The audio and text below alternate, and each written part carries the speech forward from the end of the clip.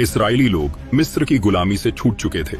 वो दिन जब वे जंजीरों में जकड़े हुए थे, अब इतिहास बन चुका था। अब वे एक लंबी और कठिन यात्रा पर निकल चुके थे। एक ऐसी यात्रा जो एक वादे की पूर्ति की ओर बढ़ रही थी। वो वादा जो परमेश्वर ने अब्राहम, इसहाक और याकूब से किया था कि उनकी संतानें एक दिन कनान देश की स्वामी होंगी। मिस्र में वे दास थे, लेकिन अब वे एक संगठित राष्ट्र बन चुके थे।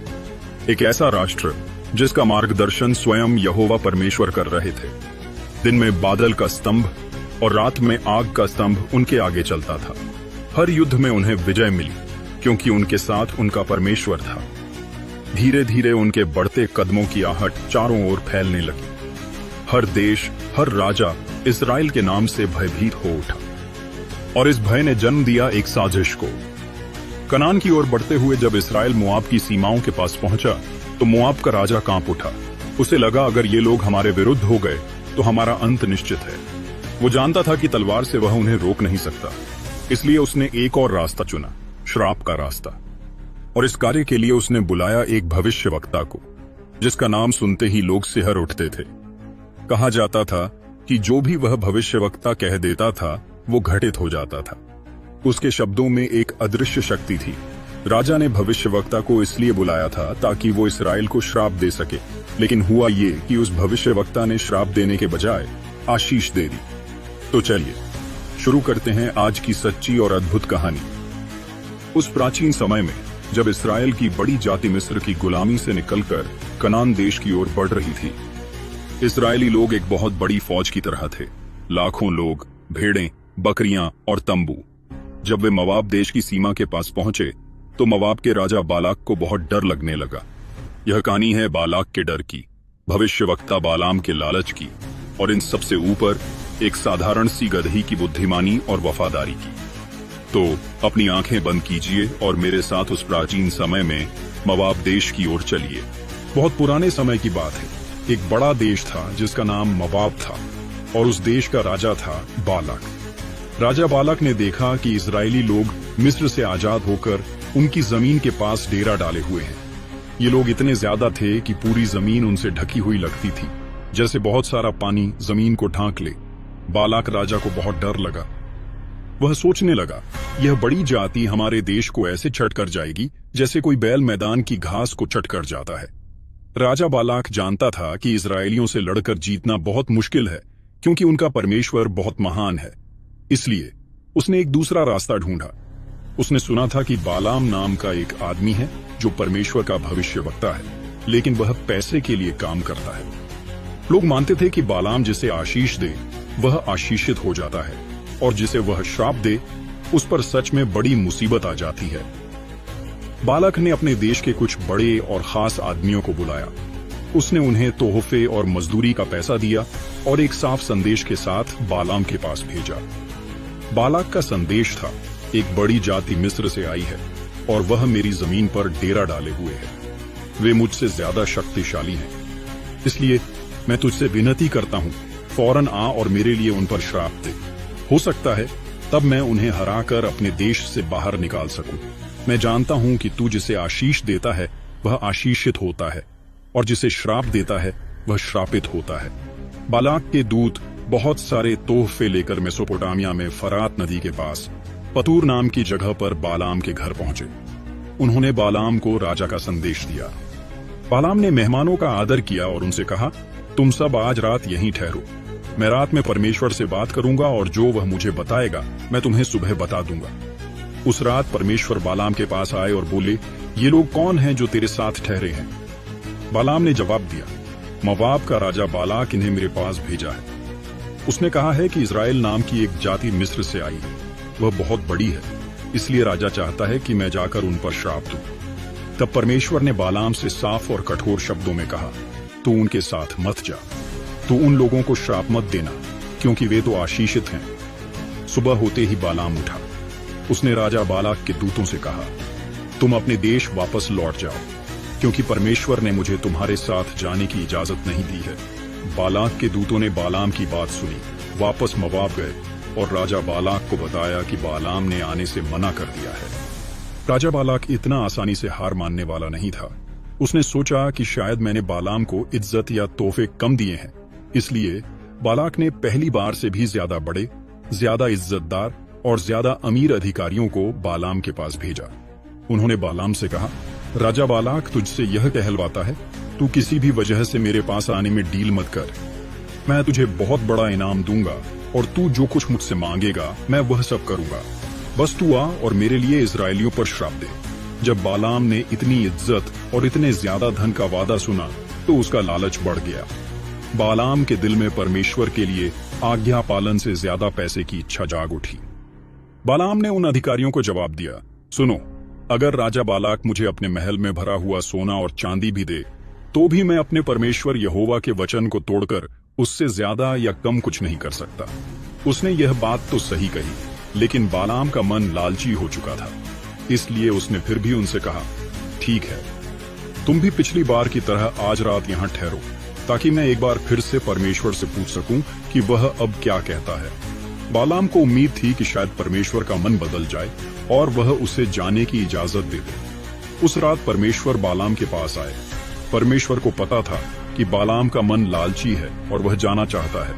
परमेश्वर नाराज थे, लेकिन उन्होंने बालाम को एक चेतावनी के साथ इजाजत दी। परमेश्वर ने कहा, ये आदमी फिर से तुझे बुलाने आए हैं, इसलिए तू उठ और उनके साथ जा। लेकिन एक बात याद रखना, जो बात मैं तुझसे कहूंगा तू केवल वही बात कहना। परमेश्वर ने बालाम को जाने की इजाजत तो दे दी, लेकिन उनका गुस्सा अभी भी बालाम पर था। अगली सुबह बालाम उठा। उसने अपनी गदही पर जीन कसा और मवाब के अधिकारियों के साथ जाने के लिए तैयार हो गया। परमेश्वर को बालाम का जाना बिल्कुल पसंद नहीं आया।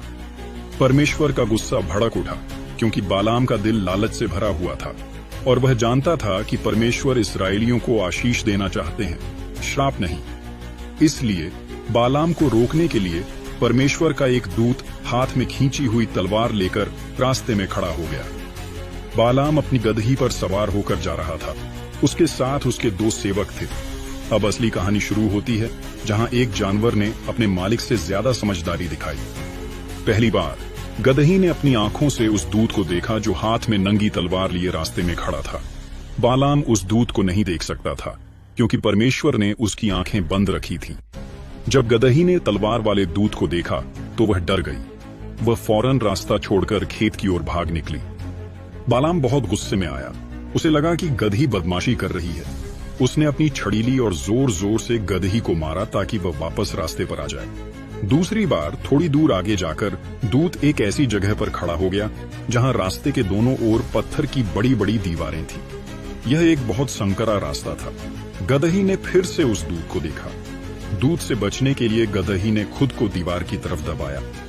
ऐसा करने से बालाम का पैर दीवार से जोर से रगड़ा गया और उसे चोट लगी। बालाम का गुस्सा और बढ़ गया। उसने गदही को और जोर से मारा। तीसरी बार वे थोड़ा और आगे गए और दूत अब एक और भी संकरी जगह पर खड़ा था, जहां से न तो दाएं मुड़ा जा सकता था और न ही बाएं। दूत ने अब रास्ते को पूरी तरह से रोक दिया था। गदही ने अब तीसरी बार दूत को देखा। वह इतनी ज्यादा डर गई कि वह आगे जाने से पूरी तरह मना कर दिया। वह वहीं रास्ते में जमीन पर लेट गई। बालाम अब आग बबूला हो गया। उसका गुस्सा 7वें आसमान पर पहुंच गया। उसने अपनी छड़ी उठाई और पहले से भी ज्यादा जोर से क्रूरता के साथ गदही को पीटना शुरू कर दिया। उसने गदही को 3 बार मारा। जब बालाम ने तीसरी बार गदही को बहुत जोर से मारा तो परमेश्वर ने एक अद्भुत चमत्कार किया। परमेश्वर ने गदही को बोलने की शक्ति दे दी। गदही ने बालाम से अपनी आवाज में कहा, मैंने तेरा क्या बिगाड़ा है जो तूने मुझे यह तीसरी बार मारा है। बालाम गुस्से में था, इसलिए उसने यह नहीं सोचा कि एक जानवर कैसे बोल सकता है। उसने जवाब दिया, तूने मुझे बेइज्जत किया है। अगर मेरे हाथ में तलवार होती तो मैं तुझे अब भी मार डालता। गदही ने फिर कहा, क्या मैं तेरी वह गदही नहीं हूं जिस पर तूने हमेशा से सवारी की है? क्या मैंने कभी भी पहले तेरे साथ ऐसा किया है? बालाम का गुस्सा थोड़ा शांत हुआ और उसने कहा, नहीं, तूने ऐसा नहीं किया। जैसे ही बालाम ने यह कहा, परमेश्वर ने बालाम की आंखों से पर्दा हटा दिया। तब बालाम ने देखा, सामने रास्ते में परमेश्वर का वह दूत हाथ में खींची हुई तलवार लिए खड़ा था। बालाम का दिल डर से कांप गया। बालाम ने सिर झुकाकर जमीन पर दंडवत किया। दूत ने बालाम से कहा, तूने अपनी गदही को 3 बार क्यों मारा? देख, मैं तेरी राह रोकने आया हूँ, क्योंकि तेरी यात्रा मेरी नजर में बहुत बुरा था। तेरी गदही ने मुझे देखा और मुझसे 3 बार दूर हटी। अगर यह दूर नहीं हटती तो मैं तुझे कब का मार डालता, पर इसे जिंदा रहने देता। बालाम को अपनी गलती का एहसास हुआ। उसने नम्रता से कहा, मैंने पाप किया है, क्योंकि मैं नहीं जानता था कि तू रास्ते में मेरे सामने खड़ा है। अब अगर यह यात्रा तुझे बुरी लगती है तो मैं वापस लौट जाता हूं। दूत ने जवाब दिया, नहीं, तू उन आदमियों के साथ जा, लेकिन एक बार फिर सुन ले, तू केवल वही बात कहना जो मैं तुझसे कहूंगा। इस तरह बालाम को क्षमा मिली, लेकिन वह अब पूरी तरह परमेश्वर के नियंत्रण में था। बालाम ने दूत की बात मानी और अपनी यात्रा जारी रखी। जब राजा बालक ने सुना कि बालाम आ गया है तो वह उससे मिलने के लिए मोआब की सीमा तक गया। बालक ने बालाम से कहा, क्या मैंने तुझे पहले नहीं बुलाया था? तू मेरे पास क्यों नहीं आया? क्या तुझे लगा कि मैं तुझे इनाम नहीं दे सकता? बालाम ने राजा को जवाब दिया, देख, मैं तेरे पास आ तो गया हूं, पर मैं अपनी मर्जी से एक शब्द भी नहीं बोल सकता। परमेश्वर मेरे मुंह में जो शब्द डालेगा मैं वही कहूंगा। अगले दिन राजा बालाक बालाम को बाल नाम की एक ऊंची जगह पर ले गया, जहां से इजरायली लोगों का पूरा डेरा दिखाई देता था।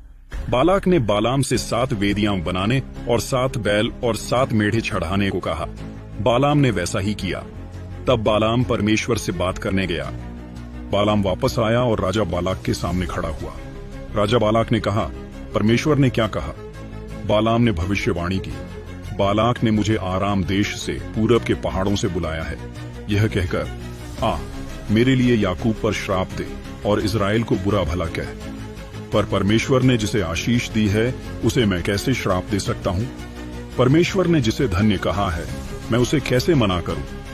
मैंने उन्हें अकेले रहने वाली जाति देखा है, वे दूसरी जातियों में नहीं गिने जाते। याकूब की मिट्टी के कणों को कौन गिन सकता है? इजराइलियों की गिनती कौन बता सकता है? मैं भी भले लोगों की तरह मरूं और मेरी मौत उनकी तरह हो। राजा बालाक आग बबूला हो गया। उसने चिल्लाकर कहा, तूने यह क्या किया? मैंने तुझे अपने दुश्मनों को श्राप देने के लिए बुलाया था, पर तूने तो उन्हें आशीष ही आशीष दे दी। बालाम ने जवाब दिया, जो शब्द परमेश्वर मेरे मुंह में डालेगा, क्या मुझे वही बोलने की चिंता नहीं करनी चाहिए? बालाक ने उम्मीद नहीं छोड़ी। उसने सोचा कि शायद बालाम ने पूरे इस्राएल को एक साथ देखा, इसलिए डर गया।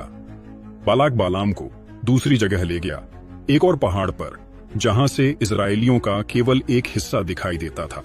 राजा ने फिर से 7 वेदियां बनाने और बलि चढ़ाने को कहा। बालाम फिर परमेश्वर के पास गया और परमेश्वर ने फिर उसके मुंह में अपने शब्द डाले। बालाम वापस आया और दूसरी बार भविष्यवाणी की, और इस बार की आशीष पहले से भी ज्यादा जोरदार थी। बालाम ने कहा, परमेश्वर आदमी नहीं कि झूठ बोले, न वह इंसान का बच्चा है कि अपना मन बदले। क्या वह कुछ कहता है और उसे पूरा नहीं करता? वह तो उन्हें आशीष देना चाहता है और मैं उसे पलट नहीं सकता। बालाक अब और भी ज्यादा गुस्से में था, पर बालाम ने एक और जगह पर जाकर कोशिश करने को कहा। तीसरी बार भी बालाम ने परमेश्वर के पास जाकर पूछा, और परमेश्वर ने हर बार बालाम के मुंह से केवल आशीष ही निकलवाई। बालाम ने भविष्यवाणी की कि इस्राएल हमेशा फलता फूलता रहेगा, कि उनका राजा बहुत महान होगा और उनका राज्य कभी खत्म नहीं होगा। बालाक राजा इतना निराश हुआ कि उसने गुस्से में अपने हाथ ताली बजाकर फटकारे। उसने बालाम से कहा, मैंने तुझे अपने दुश्मनों को श्राप देने के लिए बुलाया था और तूने 3 बार उन्हें केवल आशीष दी। अब तू भाग जा। मैंने तुझे इनाम देने को सोचा था, पर परमेश्वर ने तुझे इनाम लेने से रोक दिया। बालाम ने शांति से जवाब दिया, क्या मैंने तेरे दूतों से पहले ही नहीं कहा था कि अगर तू मुझे अपने महल में भरा हुआ सोना और चांदी भी दे तो भी मैं अपनी मर्जी से कोई काम नहीं कर सकता। मुझे वही बोलना है जो परमेश्वर कहेगा। इस तरह बालाम अपने देश लौट गया और इजरायली लोग बिना किसी श्राप के परमेश्वर की आशीष के साथ आगे बढ़ते रहे। तो यह थी बालाम और उसकी गदही की कहानी। यह कहानी हमें सिखाती है कि लालच एक ज्ञानी आदमी की आंखों पर भी पट्टी बांध सकता है, जैसा कि बालाम के साथ हुआ, जिसने बार बार परमेश्वर की इच्छा को अनदेखा करने की कोशिश की। तो दोस्तों, अगर आपको यह कहानी पसंद आई हो तो वीडियो को लाइक करें, शेयर करें और चैनल को सब्सक्राइब करना ना भूलें, क्योंकि ऐसी ही और भी रहस्यमयी और प्रेरणादायक बाइबल कहानियां हम लेकर आते हैं जो आपके विश्वास को और गहरा बनाएंगी। मिलते हैं अगले वीडियो में एक नई कहानी, एक नए संदेश के साथ।